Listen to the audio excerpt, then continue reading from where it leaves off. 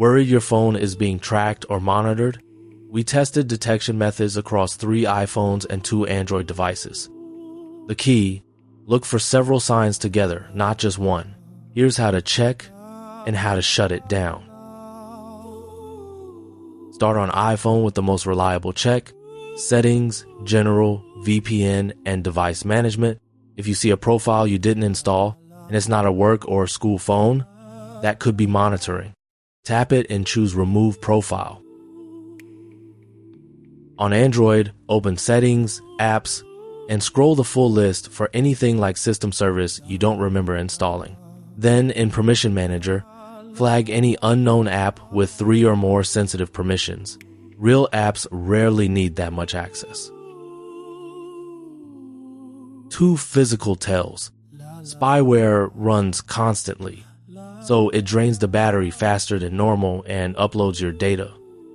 Spiking usage.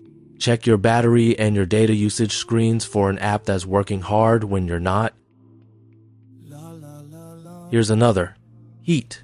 Monitoring software keeps the processor awake even with the screen off, so if your phone feels warm while it's just sitting idle or charging overnight, a hidden process may be running in the background. Check for tampering too. On iPhone, a Cydia or Soleo app means it's been jailbroken, a serious red flag. On Android, review the devices on your Google account at myaccount.google.com/deviceactivity and remove anything you don't recognize. Found something? The fastest fix is an OS update. Under Settings, General, Software Update. Most spyware stops working once its exploit is patched. For total certainty, factory reset and setup as a new device.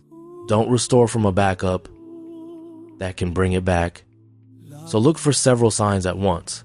Battery drain, data spikes, and unknown apps or profiles together are far more telling than any one alone.